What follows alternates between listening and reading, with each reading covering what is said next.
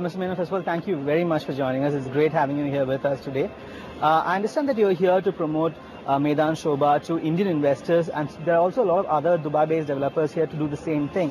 My question to you, sir, is why is it so critical to target this Indian investor segment at this point of time? Any point of time, Dubai real estate is a very young industry. It's only 15 years old, and most of the time, the last few years, the Indian buyers, they could be from UK, they could be from India, they could be from Singapore, they could be from Dubai or the other Middle Eastern countries. They comprise 20% of the total volume of business which is done in Dubai. So there is tremendous amount of potential from the Indians. Since I understand Sobha has even larger ambitions. I mean, you're already in India and Dubai. I understand you're looking at markets like London, for example. Europe London we are looking at. We are already looking at a $5 billion project in London, 6 projects.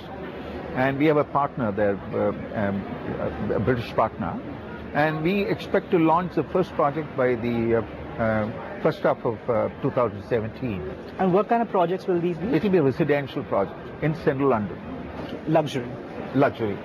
And can you give us some details on the address or where it's going to be located? No, we have not released anything. We have not officially announced the project. Once we announce, we will come with a complete collateral, etc., for their project.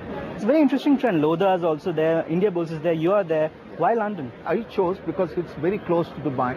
We have to fly only 7 hours to reach there. And this is a game we have been playing in the business building industry. I've been involved in the last 46 years. So I feel that building is not a great challenge for us. And that is one of the challenges in the industry. And we do everything ourselves. We don't subcontract, or we got our own design team, we got our engineering team, we got our own factories, we got our own contracting. The entire thing is backward integrated. So there is potential. Company like this, globally, there's a huge potential. But do you feel that the situation is such that the domestic market, the Indian real estate market, doesn't offer enough opportunities for Indian investors at this moment? See, real estate business is a very cyclical business. There are ups and downs. Geography to geography, the cycle of that up and down together is different. Whatever little I have started mapping how exactly the cycle is. According to me, the Indian cycle is about 5 years. 3 years positive and 2 years negative. Okay. The negative cycle of India, the last negative cycle of India started in the second half 14 and it continued in 15. According to me, the first half of 16 also could be negative. And we'll again get into positive cycle of 3 years from the second half of 16. Market over here is going through a slump right now. Prices are too high, people are not buying. And you yourself have stated many times in the past that Mumbai, the prices are just inordinately high. So do you feel that developers should cut prices to spur growth? Is there room for them to cut prices? See, what I've seen is there are 2 issues. One is the sentiment of the market. When you go through negative cycle, it's not that people don't want to buy. They will not buy during the negative sentiment because their expectation is that the price will come down. They don't want to cut a check at that point of. Not that we do not have a requirement, but what happens with builder? They go through, unless the financial engineering is done properly, they go through a real bad period in terms of their finances. So I will say that, according to me, price reduction is not a solution to it.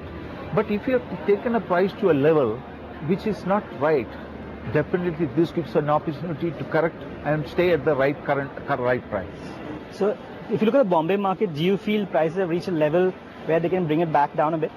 I have a feeling, yes, they can bring it back. And the prices in Mumbai has become highly unreasonable. This is a fact. So let's talk about the regulatory challenges, because a lot of developers here talk about delays in approvals, delays in regulations, but in Dubai you face a far better environment. So what would your recommendations be to the Indian government to help improve the real estate sector here? See, if you can see the interpretation, we have proper laws, and if we need a change in the law, it's being done on time. The interpretation is a problem, and the other requirements. We are a maturing democracy. Its own weaknesses of a maturing democracy when it matures. The period of maturing period, there are a lot of issues which are very, very negative for any business for that matter. But we will be there probably in another, let's say 15 to 30 years. We'll that be long. there. Yeah. But that's quite a long time, 15 to 30 years. Actually, for a human race, it's not a very long period of time. Thank you very much for joining us. Thank you. Well, that was the founder of Sobha Group, PNC Menon. And finally, as we wrap up this edition of the show, I want to just reiterate the fact that the National Stock Exchange has gone through a major rebranding exercise.